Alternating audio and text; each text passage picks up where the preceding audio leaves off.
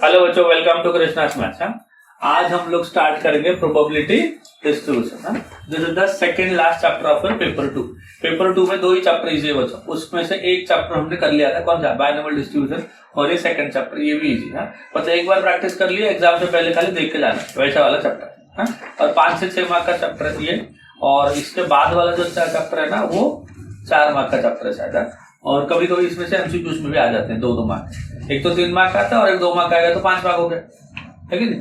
और बहुत आसान चैप्टर है। और जो बच्चे नीट करते हैं या मेडिकल का सीईटी करते हैं, वो लोग ये चैप्टर पे ज्यादा भरोसा करते हैं। और जो इंजीनियरिंग वाले थे उनको तो सब करना है, पूरा पोर्शन करना है कि नहीं। बट जिनको कम मेहनत में ज्यादा मार्क्स लाना है, ऐसा सब करते हैं ना, बोलते हैं ना सर लास्ट मोमेंट का तो टिप दे दो, ऐसा है, ऐसा कुछ जड़ी बूटी दे दो, कुछ तो हो जाए हम लोग का। ये जड़ी बूटी वाला चैप्टर, ये एक हो गया। और बायनोमियल डिस्ट्रीब्यूशन हो गया, लास्ट चैप्टर में किया था, लास्ट लेक्चर में किया था। और पेपर 1 का लॉजिक हो गया, मेट्राइसिस हो गया, और लास्ट चैप्टर है लीनियर प्रोग्रामिंग। ये सब जड़ी बूटी वाले चैप्टर। प्रोबेबिलिटी डिस्ट्रीब्यूशन स्टार्ट करेंगे, 7 चैप्टर है, सेकंड लास्ट चैप्टर। देखो इसमें 2 टाइप के वेरिएबल होते हैं, इजी चैप्टर है बट तो फिर भी थोड़ा समझना पड़ेगा। 2 टाइप के वेरिएबल होते हैं, एक तो रैंडम वेरिएबल और एक कंटिन्यूअस रैंडम वेरिएबल। पहले हम लोग रैंडम वेरिएबल पढ़ेंगे, बाद में कंटिन्यूअस रैंडम वेरिएबल पढ़ेंगे। पहले पढ़ेंगे रैंडम वेरिएबल होता क्या है और उससे क्या क्या टर्म्स मिलता है। तो फर्स्ट वाला random variable,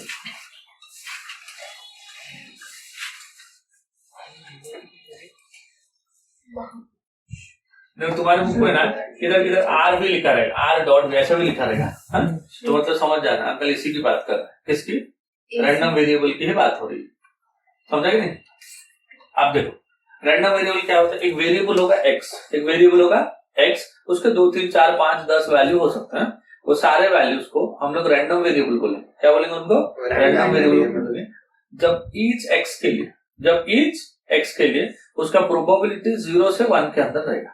for each x the probability will lie between 0 and 1। Probability किसके अंदर रहेगा? 0 to 1 के अंदर रहेगा। और जब सबको टोटल कर दोगे, तो प्रोबेबिलिटी 1 आना चाहिए। समझ गया क्या बोला? Variable X is called a random variable if for each value of x का हर एक वैल्यू के लिए प्रोबेबिलिटी क्या होगा? 0 to 1 के अंदर रहेगा। और टोटल प्रोबेबिलिटी क्या होगा? 1 होगा। टोटल प्रोबेबिलिटी 1 होगा। देखो variable X is called random variable मतलब आर वी। इफ पहला condition probability of X R, कोई भी एक्स ले लो, एक्स का कोई भी वैल्यू ले लो, उसका जो प्रोबेबिलिटी होगा वो किससे ज्यादा होगा? 0 या उससे ज्यादा। और किससे कम होगा? 1 या उससे कम। 0 या उससे ज्यादा होगा, 1 या उससे कम होगा। और ये प्रोबेबिलिटी को अगर इसको हम लोग समेशन ले लें, क्या ले लें? इसका समेशन ले लें, पी ऑफ एक्स आई, तो ये वैल्यू इक्वल टू 1। समझ गया क्या बोला? Variable X is called a random variable. एक वेरिएबल को क्या बोलेंगे हम लोग? रैंडम वेरिएबल बोलेंगे जब उसका प्रोबेबिलिटी 0 या उससे ज्यादा होगा, 1 या उससे कम। मतलब ना 1 से ज्यादा होगा ना 0 से कम होगा। 0 से कम मतलब नेगेटिव हो जाएगा, नेगेटिव भी नहीं होना चाहिए और 1 से ज्यादा भी नहीं होना चाहिए। और टोटल प्रोबेबिलिटी उसका क्या होना चाहिए? 1 होना चाहिए। Then the variable X is called a random variable. समझ गए? आप देखो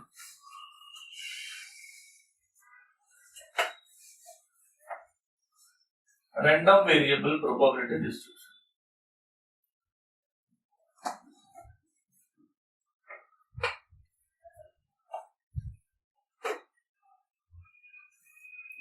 रैंडम वेरिएबल का प्रोबेबिलिटी को अगर डिस्ट्रीब्यूट करें, मतलब मान लो एक्स एक रैंडम वेरिएबल है, उसमें एक्स के 4 वैल्यू, कितने वैल्यू है? एक्स के 4 वैल्यू। सबके प्रोबेबिलिटी को अगर डिस्ट्रीब्यूट करेंगे, कैसे डिस्ट्रीब्यूट करेंगे? टेबल फॉर्म में लिखेंगे।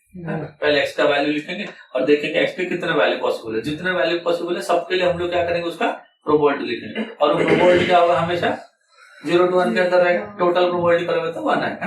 तो रैंडम वेरिएबल प्रोबेबिलिटी डिस्ट्रीब्यूशन। एक एग्जांपल लेते हैं, समझते हैं। Find the probability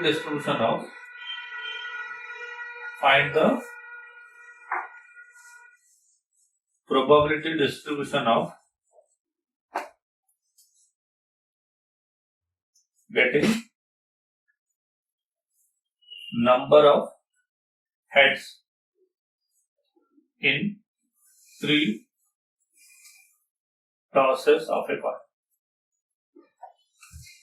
क्वेश्चन सुनो, फाइंड द प्रोबेबिलिटी डिस्ट्रीब्यूशन, मतलब क्या लिखना है आपको, प्रोबेबिलिटी डिस्ट्रीब्यूशन लिखना है। प्रोबेबिलिटी डिस्ट्रीब्यूशन मतलब क्या होता है, एक्स का वैल्यू और उसके साथ उसका करस्पॉन्डिंग प्रोबेबिलिटी, एक्स उसका प्रोबेबिलिटी, एक्स उसका प्रोबेबिलिटी, एक्स के जितने वैल्यू होंगे सबके प्रोबेबिलिटी लिखना है। और एक्स क्या होगा, getting number of heads in 3 tosses of a coin. ये कॉइन को हमने कितने बार टॉस किया, 3 बार। अगर कॉइन को 3 बार टॉस करते हो जितने हेड मिलेंगे उसका प्रोबेबिलिटी डिस्ट्रीब्यूशन लिखना है ना। अगर मान लो कॉइन को मैंने 3 बार टॉस किया, कितने बार टॉस किया, 3 बार, कितने हेड मिलेंगे मतलब, कितने हेड मिलेंगे, 3 मिल सकते हैं क्या, अगर तीनों में हेड आए तो 3 हेड मिल जाएंगे, 2 मिल सकते हैं क्या, किसी 2 में हेड आए बाकी में कुछ और आया, टेल आया, एक मिल सकते हैं ना, 0 भी मिल सकते हैं क्या, है कि नहीं। तो जो x का वैल्यू मैं बता रहा था ना, ये x का वैल्यू क्या है, number of head. Number of head मतलब इधर इट इज 3 और 2 और 1 और 0, ये सारे x का वैल्यू है। तो देखो सिंस सॉल्यूशन लिख रहे हैं, since 3 coins are tossed,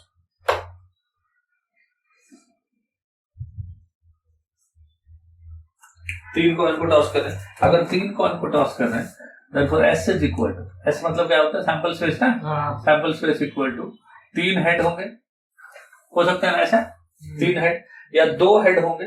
2 head मतलब एक क्या होगा, टेल होगा। अभी कौन सा टेल होगा, पहला वाला भी टेल हो सकता है, दूसरा वाला भी टेल हो सकता है, तीसरा वाला भी टेल हो सकता है। अगर मान लो मैंने हेड किया, इसको टेल किया, लास्ट वाला टेल हो गया, अभी इसको हेड किया, टेल किया, हेड किया, अभी टेल किया, हेड किया, हेड किया, और हो सकता है क्या, मतलब 2 हेड वाला और कोई केस बन सकता है क्या, नहीं हो गया, 2 हेड के साथ। अभी 1 हेड वाले केसेस, अगर 1 हेड लिखो बाकी दोनों क्या होंगे, टेल, अगर 1 हेड लिखो बाकी दोनों क्या होंगे, टेल, अगर 1 हेड लिखो तो बाकी दोनों क्या होंगे, टेल, है ना, हो गया। और अभी देखो यहाँ पे कितना हेड है बच्चों, 3, यहाँ पे कितना हेड है, 2, यहाँ पे कितना हेड है, 1, और ये क्या लिखेंगे, ऑल टेल। ऑल टेल मतलब कितना हेड है, 0 नंबर ऑफ हेड ना। यहाँ पे मेरे को बताओ एन ऑफ एस कितना हो गया, N of S is equal to 8, 8 case है ना टोटल। Let X be the random variable of, let X be the random variable of getting number of heads, getting number of heads. Therefore X कितना होगा बताओ, x और उसका probability P of x, है कि नहीं, ये x है और ये उसका probability p of x, x and p of x।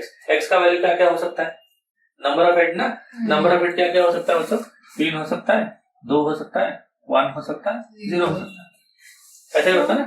x can be 3, हाँ क्योंकि सिंगल x नहीं है ना, x की कितना वैल्यू है, यहाँ पे 4 है, और भी ज्यादा हो सकता है और कम भी हो सकता है। अगर एक ही वैल्यू होता तो x लिखता, एक ही वैल्यू होता x लिखता, एक अगर i का वैल्यू 1 होगा तो x 3 है, 2 के लिए ये है, 3 के लिए ऐसा, x इसीलिए रखते हैं कि एक x नहीं, there are more than 1 x, समझ गए इतना। अब मुझे बताओ अगर x 3 होगा मतलब नंबर ऑफ हेड कितने होगी, 3, तो नंबर ऑफ हेड 3 वाले ऐसे इवेंट का प्रोबेबिलिटी क्या है, कितने केसेस ऐसे हैं जहां पे 3 हेड मिलते हैं, एक case, out of how many cases, 8 cases ना, so what will be the probability, 1/8 ना, बात समझ आ रही है। ऐसा कितने केसेस है जहां पे 2 हेड है, 3 केसेस, 3 है ना, आउट ऑफ हाउ मेनी, 8, तो इसका प्रोबेबिलिटी क्या होगा, 3/8। ऐसे कितने केसेस है जहां पे 1 हेड है, वो भी 3 है, आउट ऑफ हाउ मेनी, 8, तो प्रोबेबिलिटी कितना हो गया, 1/8। ऐसे कितने केसेस है जहां पे 0 नंबर ऑफ हेड है, एक ही है, आउट ऑफ हाउ मेनी, समझा होता है, ये होता है प्रोबेबिलिटी ना, एक फर्स्ट का 1 ये वाला 3 है, ये वाला कितना होता है, 3 केसेस, समझा इतना तक। तो देखो 3 हेड मिलने वाला कितने केसेस है, 1 आउट ऑफ 8 केसेस, तो प्रोबेबिलिटी 1/8। 2 हेड मिलने वाले 3 केसेस है, आउट ऑफ 8 है, 3/8। 1 हेड मिलने वाले भी 3 केसेस आउट ऑफ 8, और 0 हेड मतलब ऑल टेल, 0 हेड मतलब ऑल टेल, वैसा 1 केसेस आउट ऑफ 8 केसेस, समझ गया इतना तक। आप बताओ क्या करें, ये इसी को बोलते हैं प्रोबेबिलिटी डिस्ट्रीब्यूशन, क्या बोलते हैं इसको, प्रोबेबिलिटी डिस्ट्रीब्यूशन, समझा। प्रोबेबिलिटी डिस्ट्रीब्यूशन मतलब writing the value of x along with its probability, it's called probability distribution. अगर प्रोबेबिलिटी डिस्ट्रीब्यूशन रैंडम वेरिएबल का हुआ, इसका हुआ रैंडम वेरिएबल, प्रोबेबिलिटी डिस्ट्रीब्यूशन तो हमने लिख लिया, अभी हमें ये चेक करना है कि ये जो वेरिएबल लिखा है हम लोगों ने, ये रैंडम वेरिएबल है या नहीं है। वो कैसे चेक करेंगे, ये दोनों कंडीशन को सेटिस्फाई कराएंगे। अगर ये दोनों कंडीशन सेटिस्फाई हुआ तो ये किसका होगा, रैंडम वेरिएबल का। अगर ये सेटिस्फाई नहीं हुआ तो ये रैंडम वेरिएबल का नहीं। अब देखो पहला क्या है, जो प्रोबेबिलिटी होगा वो 0 से 1 के अंदर रहेगा। देखो जितना भी प्रोबेबिलिटी है ये सब 0 to 1 के अंदर है क्या। देखो ये 1/8 है, ये 3/8 है, ये 3/8 है, ये 1/8, ऑल लाइज बिटवीन 0 to 1। समझ गया। तो पहला कंडीशन सेटिस्फाई हो गया। सेकंड कंडीशन क्या होता, टोटल करेगा तो 1 आना चाहिए। ये सबको टोटल करके देखो 1 आ रहा है क्या। देखो 1 + 3 कितना हुआ, 4, 4 + 3 7, 7 + 1 8, 8/8 हो रहा। दोनों कंडीशन सेटिस्फाई हो रहा है। तो ये क्या हो गया, this is the probability distribution of a random variable. अगर रैंडम वेरिएबल का प्रोबेबिलिटी डिस्ट्रीब्यूशन होगा तो उसको हम लोग क्या बोलेंगे, प्रोबेबिलिटी मास फंक्शन। क्या बोलेंगे उसको, probability mass function. So the probability distribution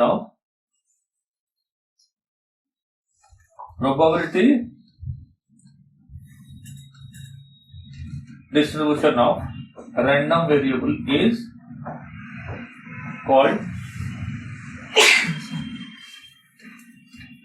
probability mass function। क्या बोला, देखो probability distribution of random variable, random variable का जो प्रोबेबिलिटी डिस्ट्रीब्यूशन होता है उसको क्या बोलते हैं बच्चों, प्रोबेबिलिटी मास फंक्शन। समझ गया सबको। एंड प्रोबेबिलिटी मास फंक्शन को हम लोग पीएमएफ बोलते हैं। क्या बोलते हैं इसको, पीएमएफ। अगर कभी पीएमएफ लिखा रहेगा तो समझ जाएगा क्या है वो, probability mass function. Probability mass function मतलब प्रोबेबिलिटी डिस्ट्रीब्यूशन। प्रोबेबिलिटी डिस्ट्रीब्यूशन ऐसा एक डब्बा लिखा रहेगा, एक्स का वैल्यू उसके साथ उसका प्रोबेबिलिटी, बट वो किसका होगा, रैंडम वेरिएबल का होगा। किसका होगा, जो रैंडम वेरिएबल का होगा। सो देखो इसको और ऐसा लिखते हैं, x and P of x, x and P of x. X का वैल्यू क्या क्या लिखा हम लोगों ने, 3, 2, 1, 0 लिखा है ऐसा। इसका करस्पॉन्डिंग प्रोबेबिलिटी क्या लिखा, पहले इसको लिखा 1/8, इसको लिखा 3/8, इसको लिखा 3/8, इसको लिखा 1/8। समझा क्या, समझा कि नहीं। हाँ, अब और एक टेबल लिखते हैं हम लोग, इसको एफ ऑफ एक्स बोलते हैं। क्या बोलते हैं इसको, एफ ऑफ एक्स। इसको बोलते हैं सीएफ, हाँ, क्यूमुलेटिव फंक्शन बोलते हैं।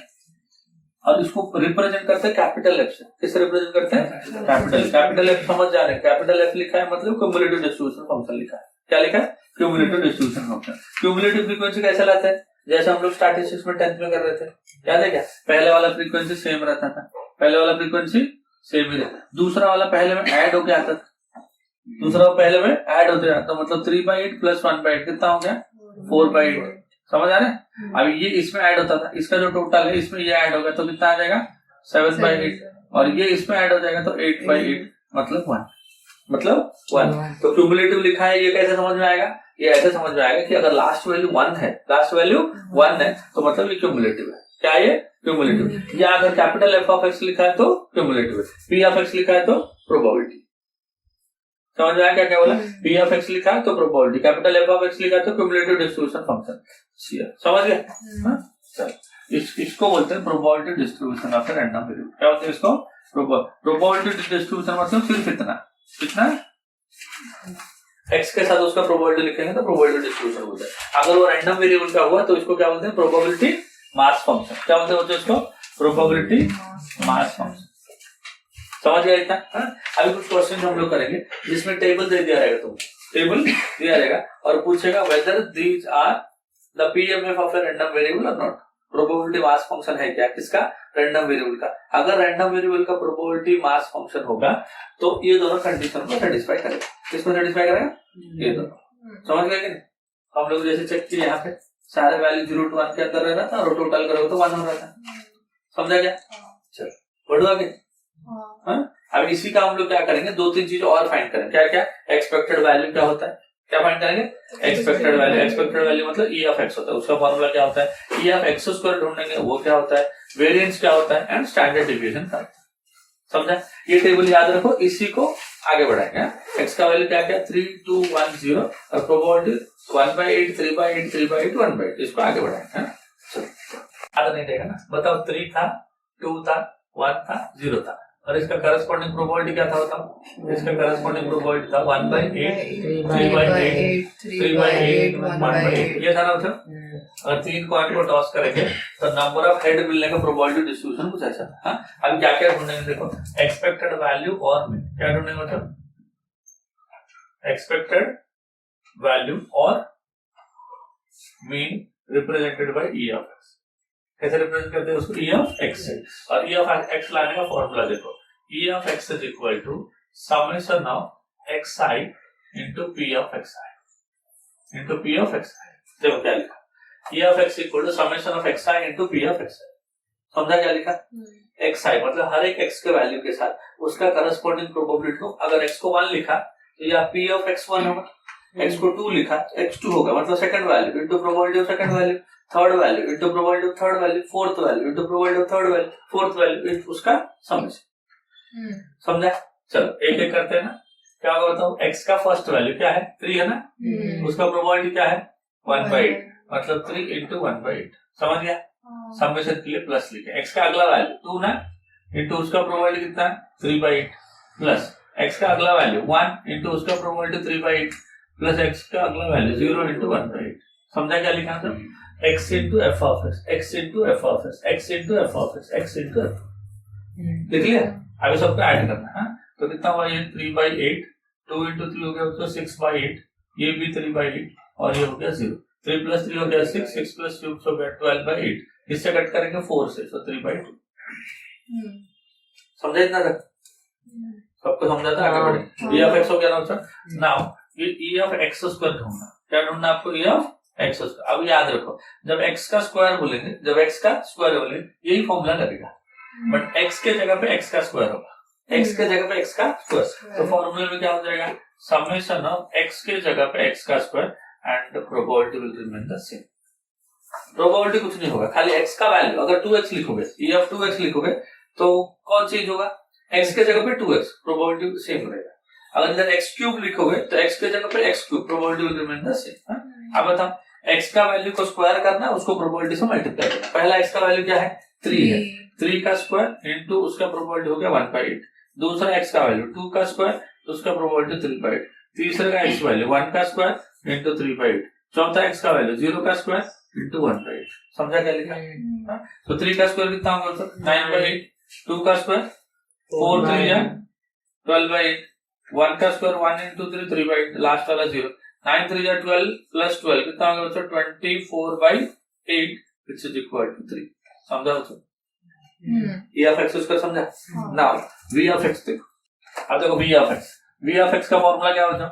V of x is equal to देखो E of x square, E of x square minus E of x the whole square। क्या देखो V of x is E of x square minus E of x the whole square। E of x square अभी लाया था क्या हम लोगों ने? 3 लाया था क्या? E of x square को हम लोगों ने 3 लाया था, 3 लिख दिया। Minus E of x, E of x कितना होता है? 3/2। तो E of x का स्क्वायर है तो 3/2 का स्क्वायर है। समझा क्या? तो दिस इज इक्वल 3 माइनस 3 का स्क्वायर 9, 2 का स्क्वायर 4, 4 इंटू 3 हो जाएगा 12 minus 9 divide by 4 which is equal to 3/4। समझ गया? वेरिएंस लाने का फॉर्मूला ये है। वेरिएंस के लिए क्या क्या चाहिए आपको? पहले तो E of x चाहिए, फिर क्या चाहिए? E of x स्क्वायर चाहिए, उसके बाद वेरिएंस आ जाएगा। वेरिएंस के बाद स्टैंडर्ड डिवीजन क्या होता है बच्चों? Standard division equal square root of V of x। अगर यहाँ पे कोई पूछ रहा है तो square root of 3/4। This is your standard division. समझा? समझ आया बच्चों एग्जांपल? देखो E of x लाने का फॉर्मूला ये है, इसको एक डब्बा बना देना। E of x स्क्वायर का फॉर्मूला ये है, ये याद रखना। V of x लाने का फॉर्मूला ये है तो ये याद रखना पड़ेगा। स्टैंडर्ड डिवीजन का फॉर्मूला ये है तो ये याद रखना पड़ेगा। ये 4 चीजें जो आपको याद रखना। समझा? E of x का summation of xi into P of xi, फिर E of x स्क्वायर का xi का square into P of xi, है ना? Then V of x equal to क्या है? E of x square minus E of x का whole square. Standard division मतलब root of E of x। समझ गया सबको? देखो बच्चों exercise 7.1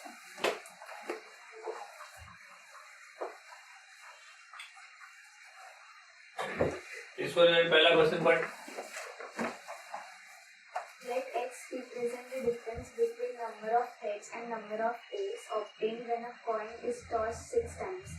What are possible values of x? देखो क्या बोलता है? x डिनोट, क्या डिनोट करता है x? The difference between number of heads and number of tails when a coin is tossed for 6 times। एक कॉइन को हमने अगर 6 बार टॉस किया, कॉइन को 6 बार टॉस किया तो कुछ तो हेड आएंगे, कुछ तो टेल आएंगे। जितने बार हेड आएंगे और जितने बार टेल आएंगे उनका जो डिफरेंस है वो x है। उनका जो डिफरेंस है वो x है। अगर मान लो हेड 6 बार आया और तभी टेल कितने बार आएगा? 0 आए, क्योंकि 6 बार ही तो टॉस कर रहे हैं ना। अगर सबके सब हेड आ गए तो टेल कितना आएगा? 0 आ गया। तो डिफरेंस कितना आ गया? 6 माइनस 0, 6 आएगा। अगर उल्टा हो गया तो डिफरेंस क्या आएगा? -6 हो जाएगा। वैसे लिखना। तो देखो नंबर ऑफ हेड्स, फिर क्या लिखेंगे? Number of tails and difference, और जो डिफरेंस है वो x है ना? x मतलब डिफरेंस।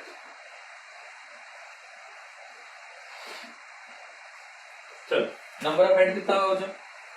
अगर 6 हुआ, 6 बार कॉइन को टॉस करें, अगर हेड 6 बार हुआ तो टेल 0 आएगा। तो 6 माइनस 0 कितना आया? 6।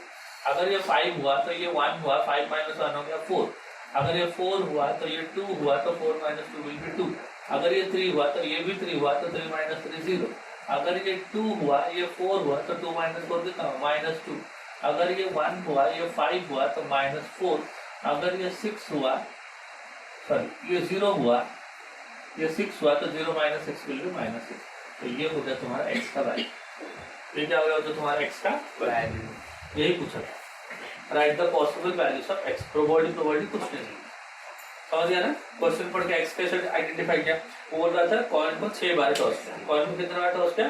6 बार। तो x क्या है? जो उसके नंबर ऑफ हेड आएंगे और नंबर ऑफ टेल आएंगे, उन दोनों का डिफरेंस है, उन दोनों का डिफरेंस है। तो नंबर ऑफ हेड लिखो, नंबर ऑफ टेल लिखो, उसको माइनस करके जो भी आंसर आएगा वो x का वैल्यू है। समझा? चलो question 2।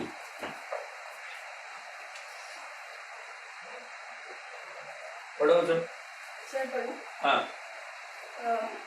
an urn contains 5 red and 2 black balls. 2 balls are drawn at random. X denotes numbers of black ball drawn.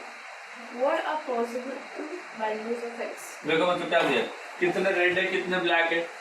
5 red है और 2 ब्लैक बॉल्स। हमने रेड बॉल्स यहाँ पे 5 और ब्लैक बॉल कितने? 2। और हमने सेलेक्ट कितना किया? 2 सेलेक्ट किया। हमने वी सेलेक्टेड 2। बोलता है right the possible values of x, और x क्या है? Number of black balls. अगर नंबर ऑफ ब्लैक बॉल को सेलेक्ट करना x है और नंबर ऑफ ब्लैक बॉल हमारे पास 2 ही है और हम लोग 2 बॉल को ही सेलेक्ट कर रहे हैं।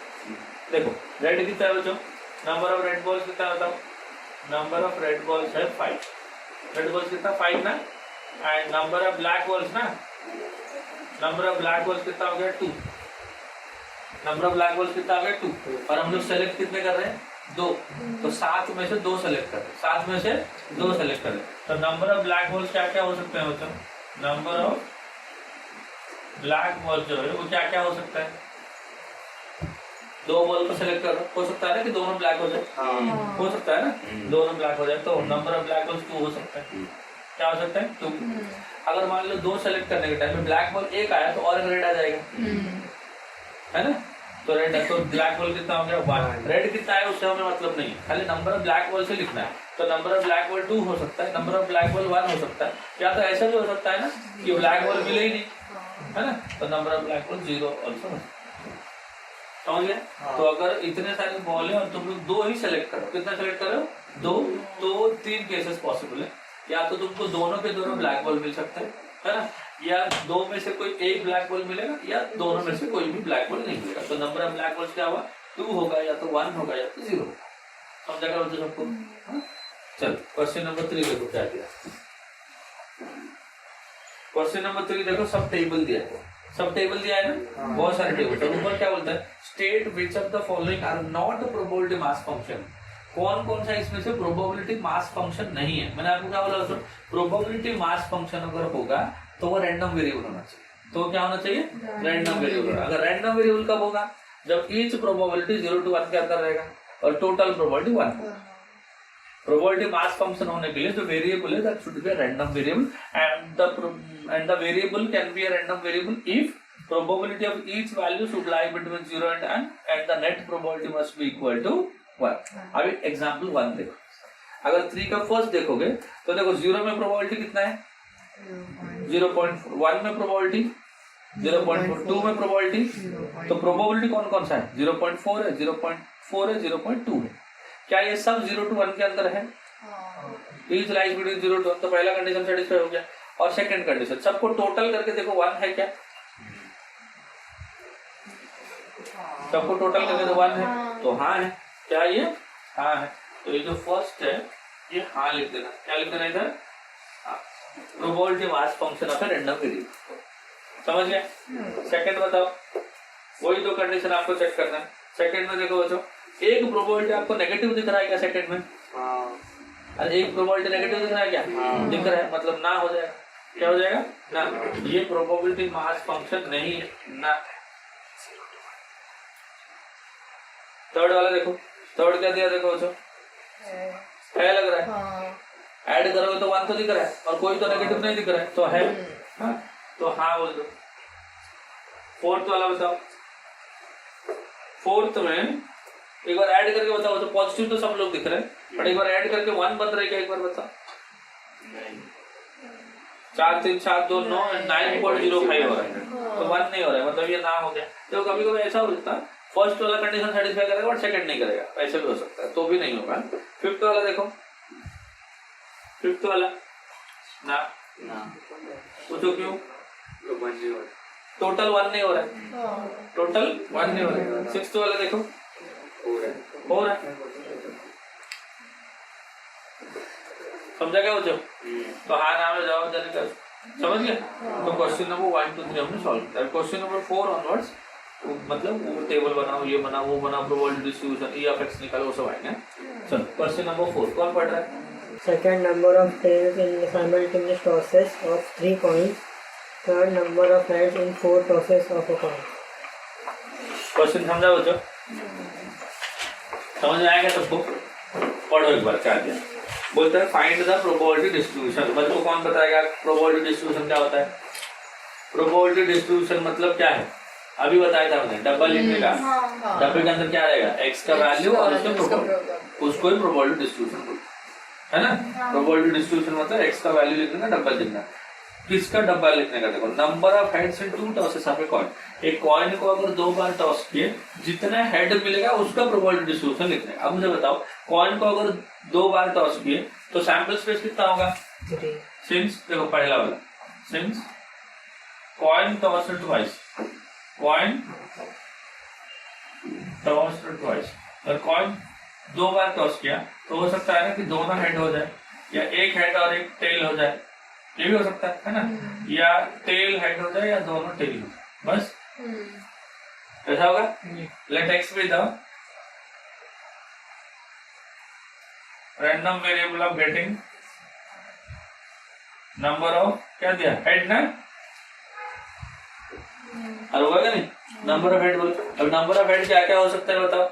Number of head can be 2, क्योंकि 2 बार टॉस कर रहे हैं ना, हो सकता है दोनों हेड हो जाए, या 1 हो या 0। समझा सबको? है। अगर हेड 2 हुआ, ऐसे केस कितने केसेस है? 1 case out of how many cases? 4 cases. So what should be the probability? 1/4। एक हेड वाला कितने केसेस है? 2 केसेस है, आउट ऑफ हाउ मेनी? 4। तो प्रोबेबिलिटी क्या हो गया? 2/4। नो हेड वाला या 0 हेड वाले कितने केस है? 1, आउट ऑफ हाउ मेनी? 4। तो probability will be 1/4 and this is P of x. Reduce नहीं करते हैं 2/4, क्योंकि टोटल करके 1 भी तो चेक करना है हम लोग को। तो ऐसा रहेगा तो इजी है ना, डिनोमिनेटर सबका सेम रहेगा तो ऐड कर सकते हैं जल्दी। समझ आ रहा है क्या? चलो ये हो गया फर्स्ट वाला। सेकंड वाला पढ़ो एक बार, पढ़ो बच्चों। सेकंड वाला क्या दिया? Number of tails in the simultaneous tosses of 3 coins. 3 coin को अगर साइमल्टेनियसली टॉस करोगे तो नंबर ऑफ टेल्स कितना मिलेगा? जितना नंबर ऑफ हेड मिलेगा उतना ही नंबर ऑफ टेल मिलेगा उसका। देखो, let X be the random variable of getting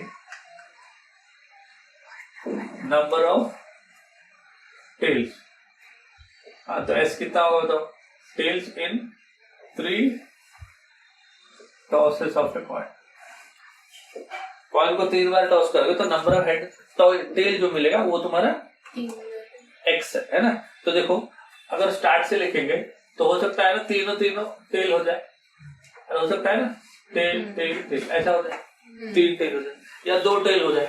2 tell होगा मतलब एक हेड हो जाएगा, या तो हेड को बीच में रख दो, हो गया ऐसा, या हेड को पहले रख दो, बस ना 2 टेल वाले 3 टेल, या एक टेल हो अगर टेल एक हुआ तो बाकी दोनों क्या होंगे, हेड। टेल एक हुआ तो बाकी दोनों क्या होंगे, हेड। और अगर टेल ऐसा भी हो सकता है, या सारे हेड हो जाए ताकि नंबर ऑफ टेल ना रहे, सारे हेड हो जाए तो नंबर ऑफ टेल ना रहे। समझा क्या यहाँ तक बताओ? हाँ, तो एन ऑफ एस कितना हो गया, N of S is equal to 8। तो एक्स आई कितना हो गया, टेल 3 हो सकता है, 2 हो सकता है, 1 हो सकता है, 0 हो सकता है। तो पी ऑफ एक्स आई क्या हो जाएगा, 3 टेल वाले केसेस। 3 टेल वाले केसेस कितने हो जाओ, 1 आउट ऑफ 8। 2 टेल वाले केसेस 3 आउट ऑफ 8। 1 टेल वाले cases 3 out of, no tail. समझाओ जो समझ ले, खाली इतना ही लिखना, प्रोबेबिलिटी डिस्ट्रीब्यूशन लिखा मतलब खाली डब्बा लिखना बस। समझा, एक्स और उसका प्रोबेबिलिटी। आगे क्या बोलते हैं देखो, number of heads in 4 tosses of a coin. Number of head in 4, coin को 4 बार टॉस किया तो कितने हेड मिले। देखो बच्चों, अगर कॉइन को 4 बार टॉस किया है ना, तो हेड तो 4 मिल सकते हैं, 3 मिल सकते हैं, 2 मिल सकते हैं, 1 मिल सकते हैं, 0 मिल सकते हैं, है ना। प्रोबेबिलिटी क्या हो जाएगा उसका, 4 हेड मिलेगा। प्रोबेबिलिटी कौन बताएगा बच्चों, कितने बार टॉस किया, 4 बार। कितने बार टॉस किया, 4 बार। कितना हेड मिलेगा, 4 के 4 हेड मिले। वो तो एक ही केस होता है, एक ही केस होगा ना, 4 के 4 हेड मिल जाएंगे। तो 1 आउट ऑफ टोटल केसेस कितने होंगे, 6। टोटल केसेस कितने होंगे, अगर 4 हेड में 4 कॉइन अगर टॉस कर रहा हो तो 16 होंगे। क्योंकि देखो, एक हेड अगर एक कॉइन अगर टॉस किया तो 2 केस है, 2 किया तो 2 का स्क्वायर है, 4 केस आ रहे। 3 किया तो 2 का क्यूब है, 8 केस आ रहे। अगर 4 किया तो 2 raised to 4, तो 16 केसेस आएंगे, 1/16। समझा, समझ आया सबको? आप बताओ, 3 टेल वाले ना, 3 टेल वाले कितने केसेस आएंगे? अगर देखो 4 है ना, 4 कॉइन को टॉस करें, अगर 3 टेल आए तो 1 हेड आएगा, 1 हेड आए तो हेड कहाँ पे आएगा, first, second, third, fourth. 4 case आएंगे। आप बोलोगे 4 केस आएंगे आउट ऑफ, है ना। आप बोलोगे पता कैसे चलता है सर, ये सब कैसे पता चलता है, 4 आएंगे, 3 आएंगे, मन ही मन कर रहे हो कुछ तो, है कि नहीं। देखो हम लोग कितने बार टॉस किए, 4 बार। कितना हेड चाहिए, 4। मतलब हम लोग को 4 को सेलेक्ट करना है out of 4। You have to select 4 out of 4। 4 head होना चाहिए ना, मतलब 4 से 4 को सेलेक्ट करो। एंड एनसीएन क्या बोला था मैंने आपको, 1 बोला था। एनसीएन क्या बोला था, 1। 3 हेड को सेलेक्ट करो तो 4C3 बेस होगा। और 4C3 को सॉल्व करने का तरीका मालूम है ना, 4 factorial divide by 3, 4 into 3 factorial divide by 3 factorial into 1। तो ये कट गया तो 4 आया, ये कितना आएगा, 4 आ गया। अब बोलते 2 हेड आएंगे तो 4 में से 2 को सेलेक्ट करो, 4 में से 2 को सेलेक्ट करोगे, आंसर क्या हो जाएगा, 4 factorial divide by 2 factorial into 4 minus 2 is 2 factorial, है कि नहीं। तो 4 फैक्टोरियल को लिखेंगे 4 into 3 into 2 factorial divide by 2 factorial into 2 factorial 2। ये दोनों कैंसिल हो गया, 2 से कट के 2 हो गया, तो 6 केसेस आएंगे। कितना आएगा बच्चों, 6 केसेस आएंगे। 1 टेल वाला, एक टेल वाले कितने होंगे, ये तो खुद ही बता सकते हो। एक टेल वाले कितने होंगे बच्चों, 4C1 ना, और 4C1 क्या होता है, 4 ही होता है। और नो टेल वाले कितने आएंगे, 4C0, 4C0, 1। समझा बच्चों, समझा क्या सबको। हाँ, अब इसको टोटल करके देखो 1 हो रहा है, नहीं तो फिर बैठ हो जाएगी ना। हाँ, 10, 14, 15 समझ गया। तो जब भी आपको पता नहीं चलेगा कितने केसेस आएंगे, क्या करेंगे, कॉम्बिनेशन यूज कर लो। टोटल कितना है, 4। पहले केस में 4 में से 4 चाहिए तो 4C4, दूसरे केस में 4 में से 3 चाहिए तो 4C3, तीसरे केस में 4 में से 2 चाहिए तो 4C2, चौथे केस में 4 में से 1 चाहिए तो 4C1, 5 में से 4 में से कुछ नहीं चाहिए तो 4C0 केस। और इसको तो सॉल्व करना आता है ना। अरे समझा कि नहीं समझा।